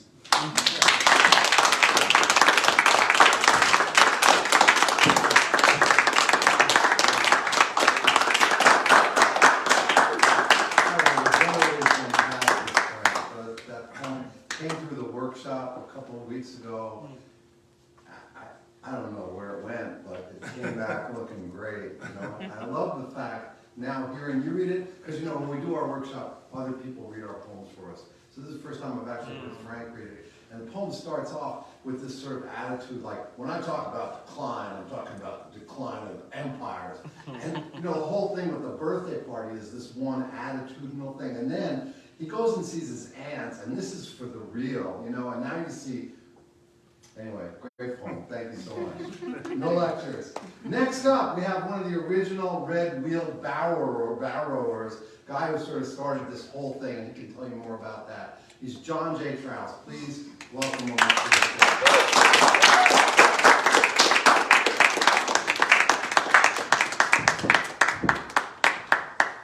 Good evening, everyone. Thank you, Arthur. If anybody does want to know more about the history of the Rutherford Red Wheelbarrow, you can speak to me afterwards. I don't want to take up time. That was so kind of you to say that. I mean, you get me talking on history. I know. It was a mistake, and you forgave me. So Monday night, I was one of the co-features at this series, Phoenix Open Mic Poetry at Shades of Green Pub on East 15th Street. Some of you were there. And I read, one of the poems I read was from my book, Picture This for Your Eyes and Ears, which is a collection of poems about art, film, photography, art history, that type of thing. And I read There I Spy Recalibrated. This is the original version. It was written to accompany, I wrote 3 poems to accompany the work of the painter Michael Phelan in a project at Stevens Institute of Technology in Hoboken, where they paired visual artists with writers, mostly poets. So this is, and all his paintings are completely abstract, so they're hard to write about. And they're all untitled, but he subsequently titled these paintings after my titles. There I Spy. Russet the color of the hair of an awkward girl after she has been caught in the rain. Peach the color of no peach I have ever seen or eaten. Black the color of the toner on the hands of an incompetent office manager. Royal blue the color of the sheets on the bed of a widow of a slain Latin American dictator. Powder blue the color of the frostbite on the feet of a homeless junkie in Detroit. Robin egg blue the color of the walls above the wainscoting in a Baroque hunting lodge. Dull blue the color of the nether extremities of an excited boy denied sexual gratification. Baby blue the color of the ribbon on a diaper cake bought off the internet. Yellow ochre the color of a baby's first stool. Gray the color of a Czech security guard's coat and personality. Slate gray the color of the pit of ashes at Treblinka. Tangerine the color of the dress worn by the debutante in 1966 who was later rejected by her family. White the color of the pillow stuffing on which prisoner DA042662 choked to death in 1947. Cornflower blue the color of the councilwoman's blazer in last year's Memorial Day parade. Carmine the color of the merthiolate tinging the knee of a tomboy in 1972. Pink the color of the calamine lotion on the arms of a gardener. Scarlet the color of the cracks in the fuzzy skin of the tomato sauce left in the refrigerator for 5 months. Brown the color of filth on the walls of a cell of a woman incarcerated at Armagh. Pale pink the color of boiling tripe. Yellow the color of wax beans or earwax. Magenta the color of the robe of a very large bank teller. Purple the color of synthetic huckleberry candy. Burnt sienna the color of a leather jacket worn by an uninventive pimp. Rose the color of a severe abrasion 1 week after the accident. Pale yellow the color of the residue of pineapple cheesecake. Thank you.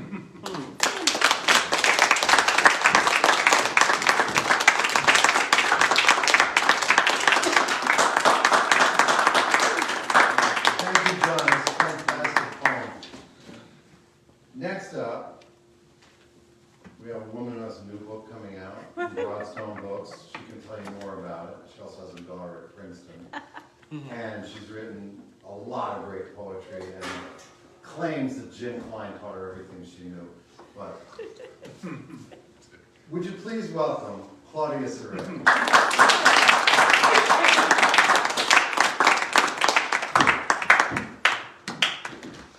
Hi everyone. Thanks for being here tonight. It's so lovely to see you and thank you for a lovely reading. I have a new book out. Some of you have gotten my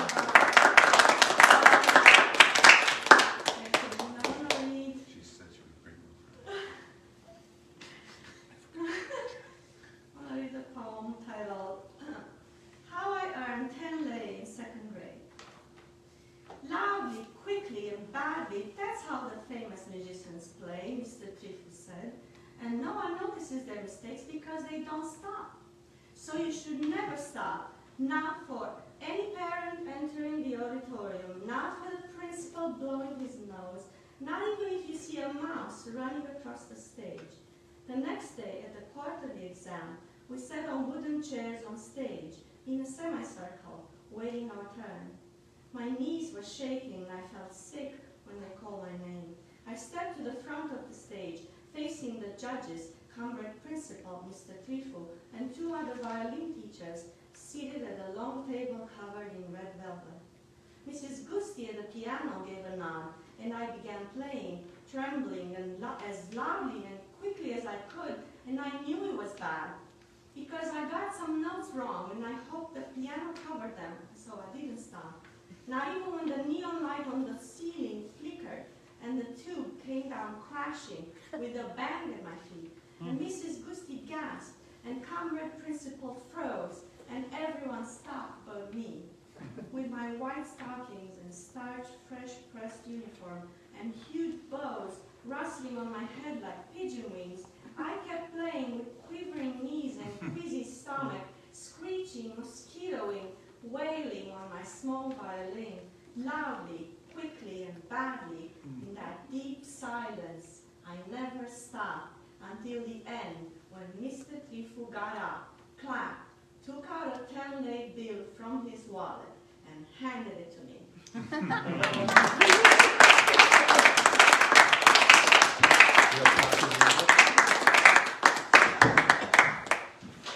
And she's part of the Gang of Six, and she has copies of that book here, so make sure she has no more copies of that book. She doesn't. Join the Salvaseo group here, I'm telling you. Is there a link or something we can go to? Broadstone Books? What? A link? Broadstone, just No, Broadstone Books? Yeah, no, I have it, but Okay, yeah, okay. I Sorry. don't have it right now. Yeah, I want to welcome back to the stage a guy who's been here before, read poems to us before, at least once, maybe twice before. Would you please welcome Alan Baxter?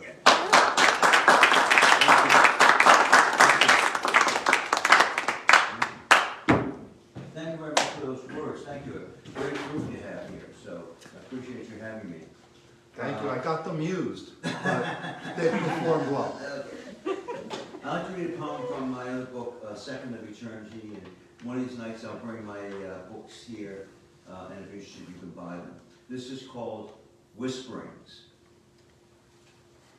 He is what you can hear, yet not hear. What you can clearly see, yet only in dim reflections.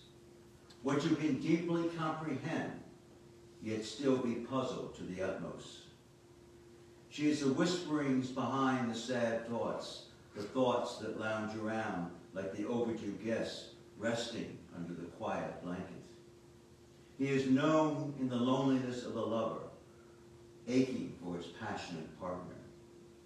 She is the whisperings in the ashy snow that powders the sleeping fields, the misty whiteness that numbs the gaunt, slender, intimidating trees, the swirling silhouettes that are the arching, menacing watchdogs to infinity's shores. They are the silence that occasionally grasps us, occasionally frightens us, the eternal whisperings, the quietness that is louder than any of the flashing sounds of today. Thank you.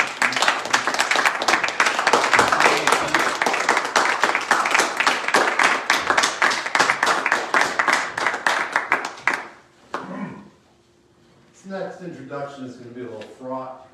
I'm going to be introducing Natalie H. Rogers, who offered me a cookie. I left it in the plastic on that table. And now it's gone. And yet she's still on the list. So would you please give a big round of applause for Natalie H. Rogers.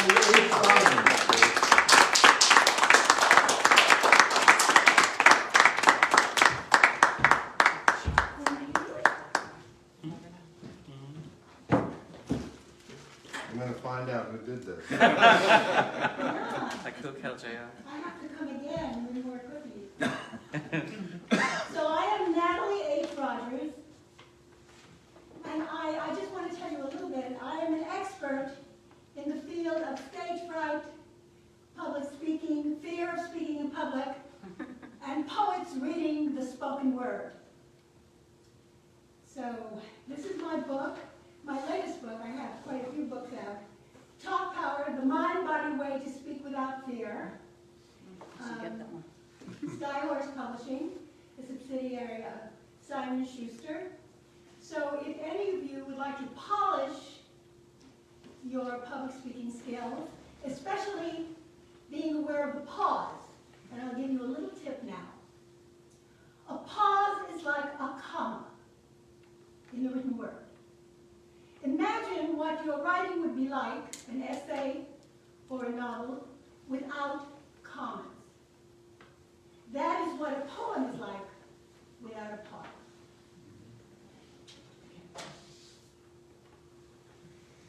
So if anybody would like some more information, you can come and talk to me.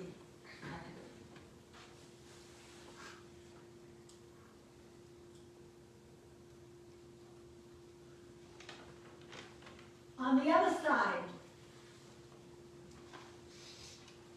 when a beautiful woman sees freshness fading, as shadows hover over her glow, softness spreading to unwelcome places, a name forgotten, perhaps two, one after the other. Eventually she might suspect that she unknowingly has moved and now lives on the other side of over the hill. The old side, the slow side, where canes and walkers rest in closets that held rackets, skates, and skis.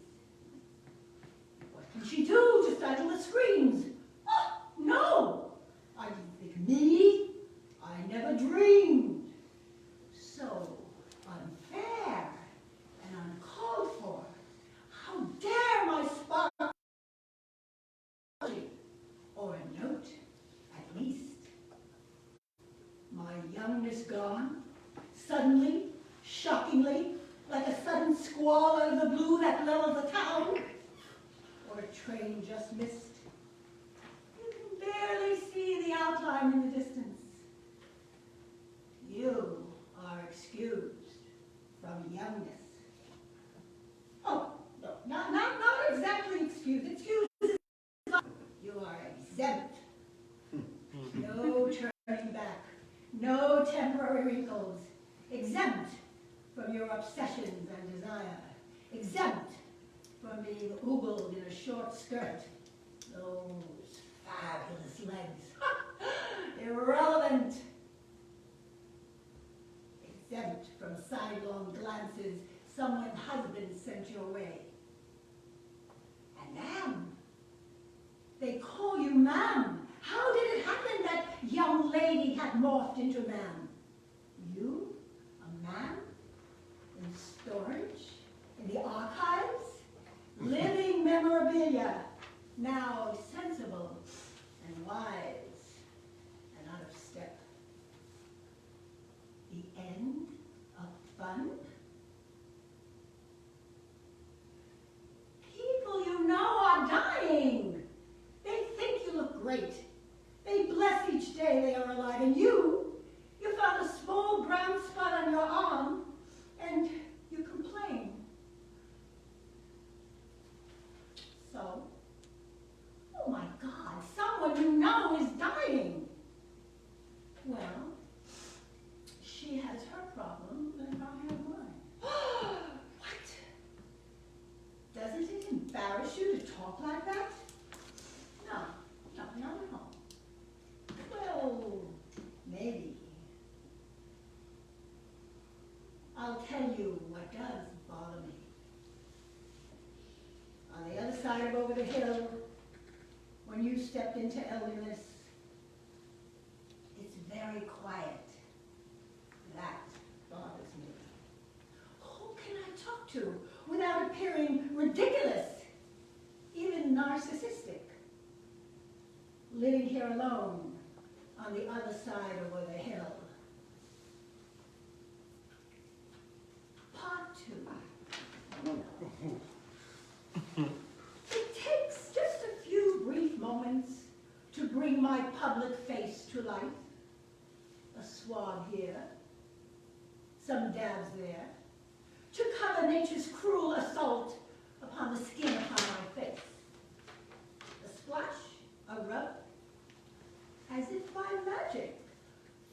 corrections now appear. My outline eyes are twice their size. My brows now plucked and plumped. Perfection. Lips a subtle pink. In homage to passing years of youthful romance, juicy, yummy nightfall kissing, first love letters, sagely kept. A moment more for an inspection, transformation now complete. I show myself, well, anyway, what's left of me, to loyal friends and strangers too, who wonder how I do the dance, the walk, the talk I daily do. This conundrum is befuddling. As for me, I wonder too.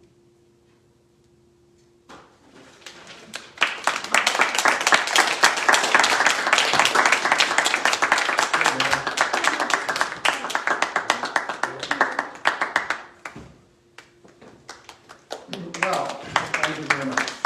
Very much. We're halfway through the open mic, so it's time to give a round of applause to Seth and Brigidh. Would you? Yeah. It's been a long time without applause. Okay. Gilbert, you're up next. Gilbert Gordon, give him a big round of applause.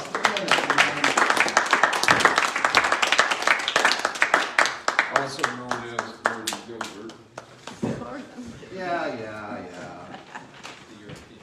Okay, the Trump years are not behind us yet, unfortunately, but I wrote this about 3 years into that horrible time.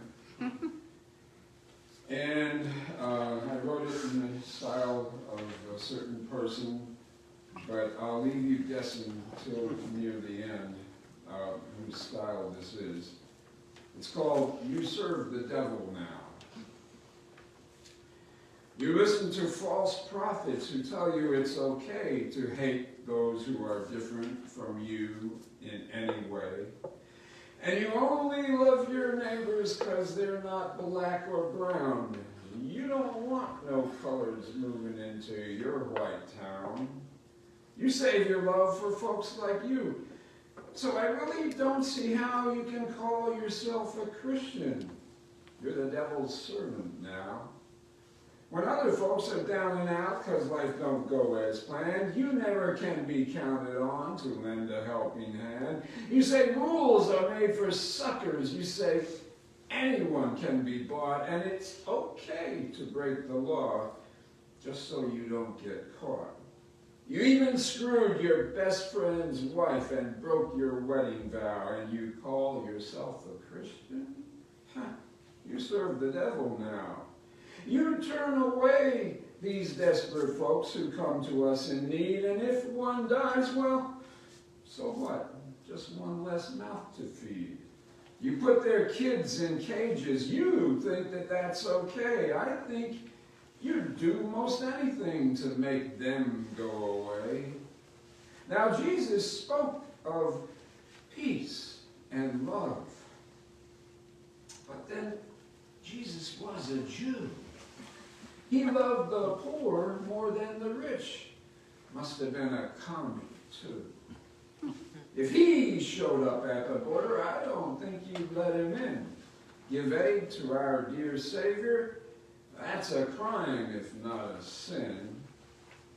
Giving aid to refugees, now that we can't allow. You may call yourself a Christian, but you're the devil's servant now. Well, you may even fool yourself, but real Christians know it's true. It doesn't matter what you say. God looks at what you do. So if you believe in a heaven where God and Jesus dwell, yet still you serve the devil, you'll surely burn in hell. You may think you're bound for glory, but I really don't see how. You can call yourself a Christian when you serve the devil now.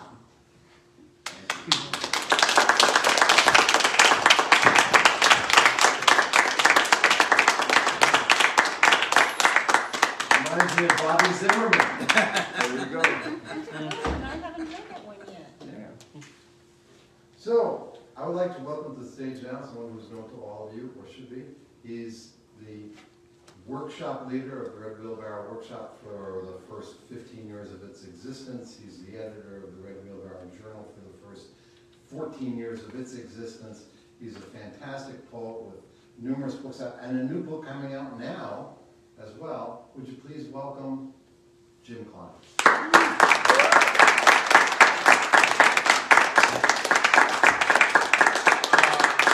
I didn't bring anything to read. Does somebody have the Red Wheelbarrow? Yeah, I have a Red Wheelbarrow 14 for you right here, sir. Short-term lease. It's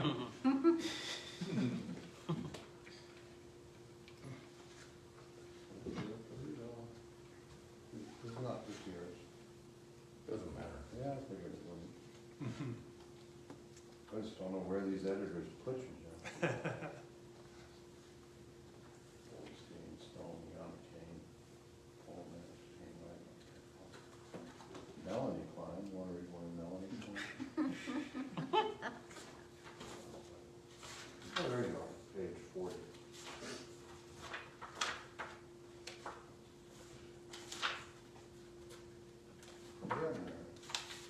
It's all extemporaneous. Oh, thank you. This is an imitation of Among of Us. I wrote this when my daughter was born. Go on the stage. That's, yeah, so they can see Yeah, it no, on yeah. the screen. Here you go. You can help me down. Yeah, all right. Come. To the center. Give him a minute. Well, he never stands behind the podium. That's just not a Jim thing. I was a graduate student at the University of Illinois, and we lived in a trailer park.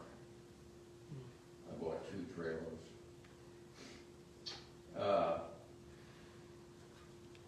So that was a happy time. We put, Melanie was born, she weighed 4 pounds, 8 ounces. Oof. Oof. And we put a mirror up, and she played by the mirror, and we put plastic toys up there. What do you call that? Mobile? Mobile. And she actually got a full ride at Stanford. Yes, got it. And that's a, they only give about 5 of those away. So, Williams has this poem, Among of Us, Crib Diapers Play, Cute Comes Love Again. And that's Among of Green from the locust tree. Among of us, crib diapers play, cute comes love again. Imitating Williams of Among of Green from the locust tree. In my 8-foot wide trailer, Urbana U. Don't know you at Urbana. Little peanut of a girl fitting into a shoebox, 5 pound, 10 ounces. A mirror against her crib, and butterflies on a mobile just out of her reach. New father and a new poet. She got a full ride to Stanford, MFA, doing mobiles. My old lines come back to me, mobiously, yesterday, as I was mowing the lawn. Williams at the end of his career, joining me at the beginning of mine. Yet I'm still here in my crib, reaching for butterflies.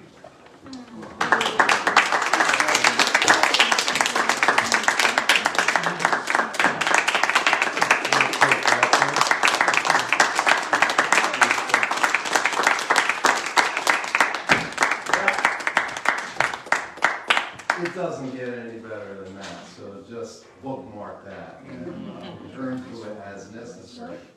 Great class. Next up, we have a great poet, hasn't been with us for, I would say, years, definitely before COVID. Would you please welcome Pamela Hughes?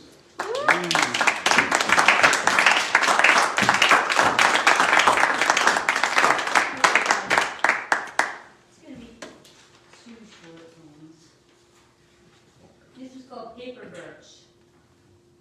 Your flowers called catkins, winged seeds, scatter angled masses of wings, or witches' brooms, so your wise babies can fly, peeling like the fibrous tissue of the best library vellum, your thin on your papyrus. A dear John letter, break up with us. No matter how many times we say we're sorry, like an abusive boyfriend or husband, sorry for climate change, for environmental degradation, don't believe it when we promise there will be no next time, or please, please, come back to us. No one will ever love you like we love you. When we insist, cajole, and threaten,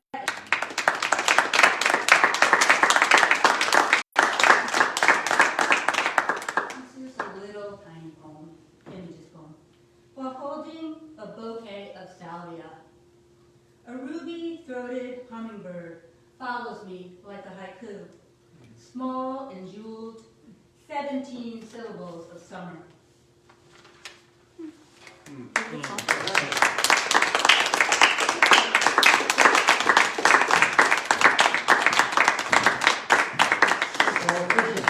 Thank you so much for coming back, and come back again and again. Yes. So come back and read to us, Bob. Next up, another of the gang of six. There's like six of us. John Zerilli, come up and read us a poem.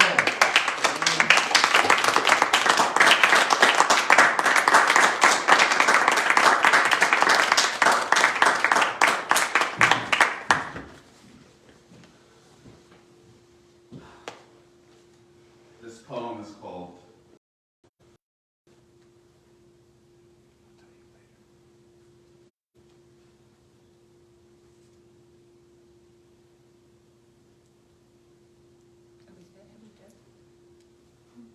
Thank you.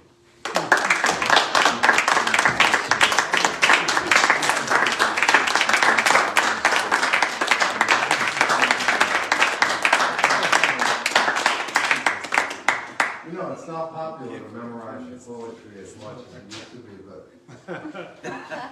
definitely from memory.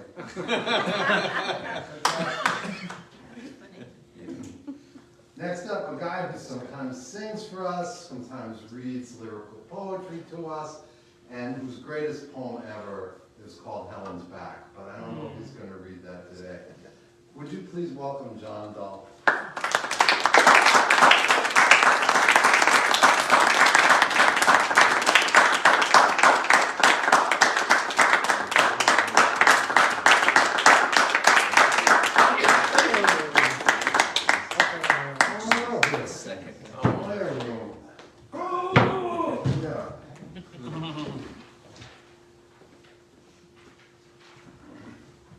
Mirror.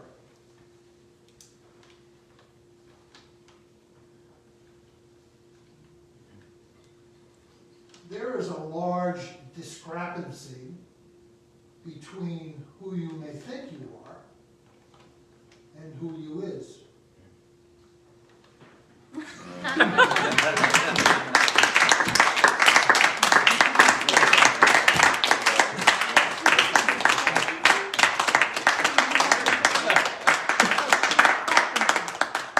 Is that discrepancy? Yes. Neologisms popping up all over the place. Next up, number 13 on the list on the open mic, we have Anton Yakovlev, another of the gang of six.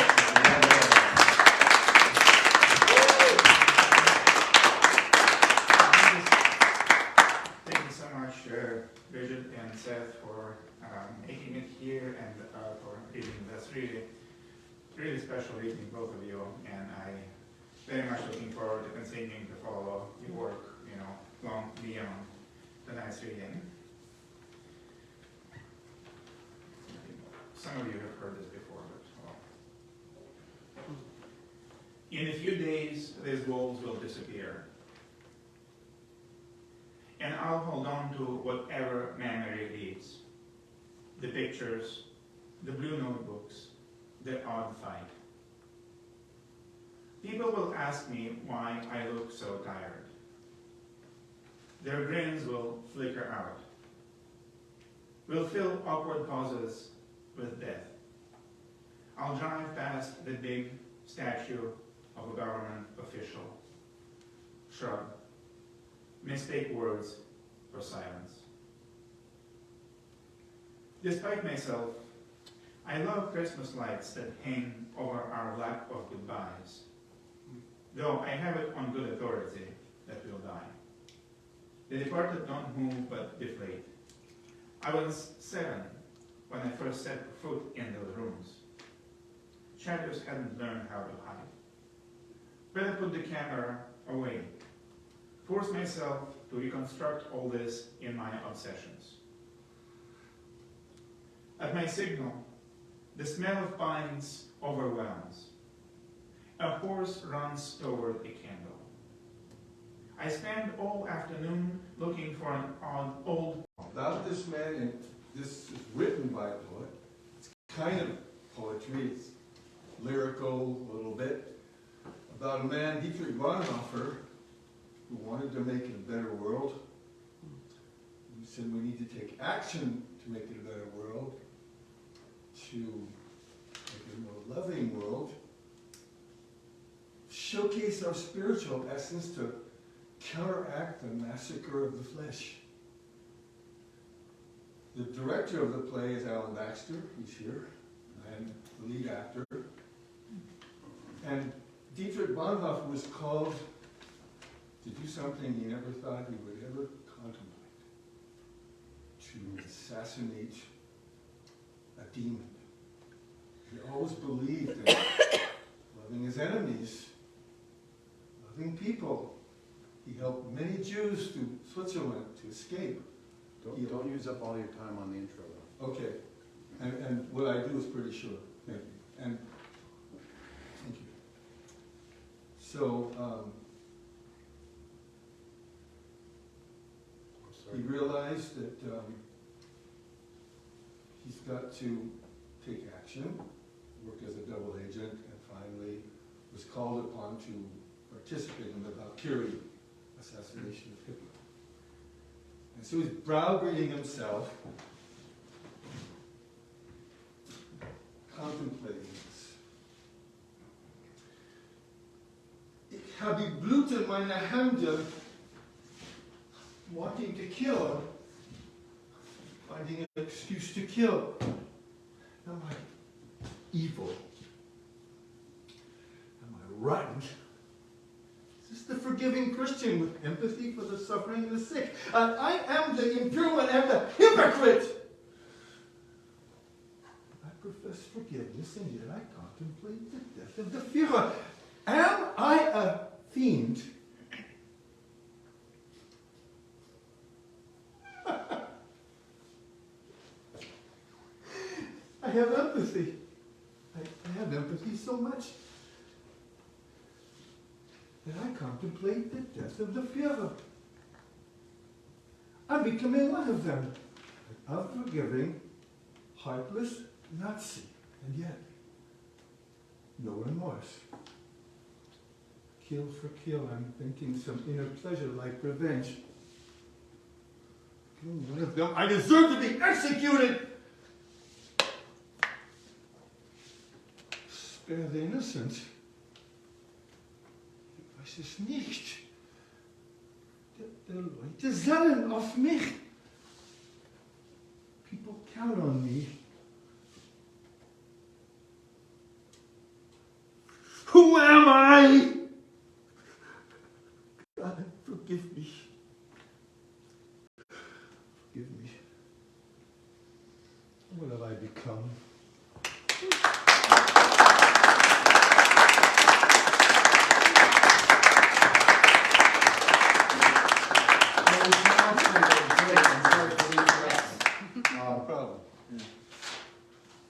up the open mic. I was doing a poem at the workshop this week that involved, we'll all read it in a minute, it'll be the last one I read, but it sort of involved ribs. And as you all know, I've written a 3-part trilogy on kitchen sponges and a 2-part trilogy on moth wings. And I was thinking back on my poems about ribs, and threw this together. Maybe it'll become a 3-part, 4-part trilogy. This 4 short poems about ribs. Rib cage, the first, chronologically. Rib cage, bird cage, clock case, cell door, hearts, jealousy, gun locker, coffee can, organ transfer icebox, boat frame, flute store, winter tree, wattle church, ladder rung, where Jacob grabbed the ankle of the angel fleeing, graveyard, courtyard, fence for perching birds, a barrel to attenuate a crash, a finger-jointed candy box, accordion's integument, copper penny miscellany, seed pod manifest, thumb rest corduroy, exit only turnstile, underlined reminder that the finder's not the keeper, and that sharing loss won't guarantee admittance to the tight-wound heart. And yet my hands, fiduciaries, underneath your tea, between your ribs.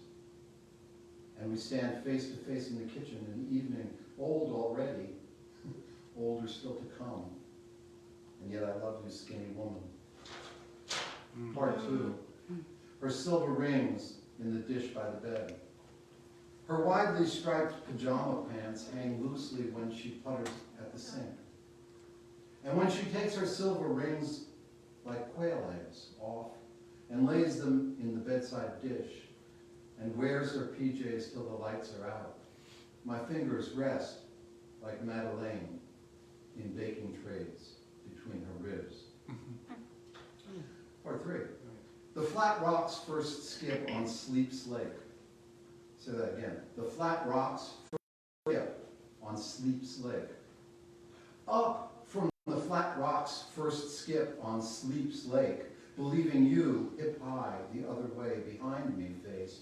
I wondered why I hadn't snaked my lower arm beneath your ribs and drawn your warm back to my needy chest, until it dawned on me I'd been asleep, and you weren't there, and that froze the lake, and I skittered on.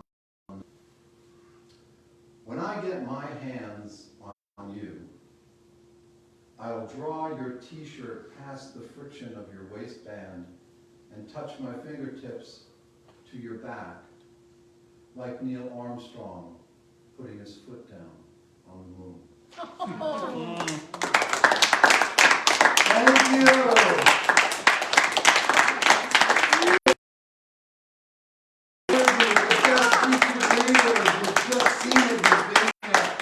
You've seen Brigidh and Seth at the beginning of their career, so let's bring them back up one more time to read one more poem each. And I'll tell you, we have this tradition of giving our featured readers a $500 honorarium for coming and reading for us, or alternatively, a copy of one of our Red Wheelbarrow journals. And these guys were so nice that they agreed to accept the Red Wheelbarrow.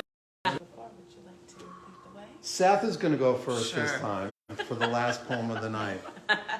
So much this discussion. That way, the last words could be Brigidh. Oh, didn't think about it that way. Seth Leeper, everybody!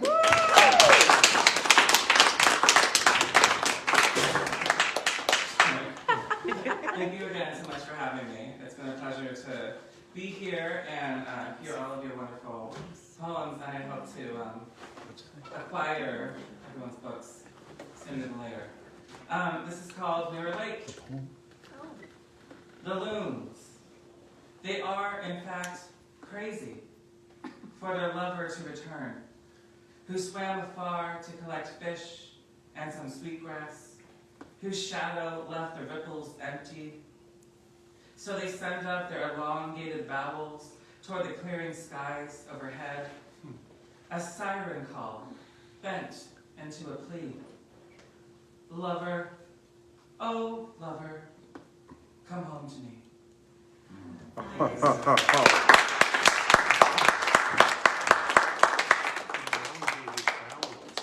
Next month is Dawn and Trump's. Okay, I'll do that last. Oh, also local. Yeah, it's funny, earlier Seth and I were agreeing, how much easier it is to read off paper.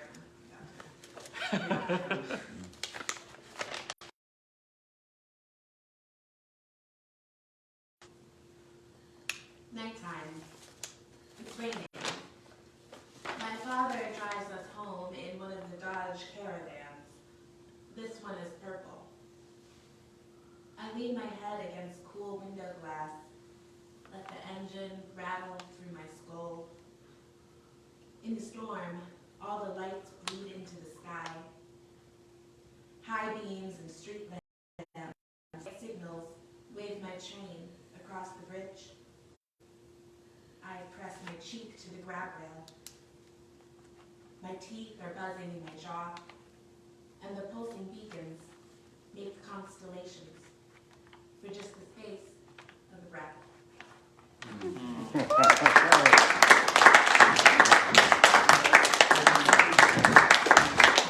Aren't we lucky? Aren't we lucky? We are so lucky. And we're going to keep being lucky because next month, if you come here, and because it's February, it'll be March 1st as well. It's great. The next reading will feature John J. Trouse and Don Zerilli. Oh my God. And when these guys get together, mayhem ensues. So please tell your friends, tell your family, no children under the age of 16 should appear for this reading. John J. Trouse and Don Zerilli, please come It'll be next week. dramatic. We're doing dramatic work. Just to let you know, it's not a straightforward poetry. It's okay. We welcome you. So that's it. And I also wanted to mention that our Red Wheelbarrow Journal number 16 will begin accepting submissions in June. Only people who are allowed to submit to it are people who have read here. And now you are people who have read here. So think about it. And everybody else, have a great night. It was great to have you here. See you in a month.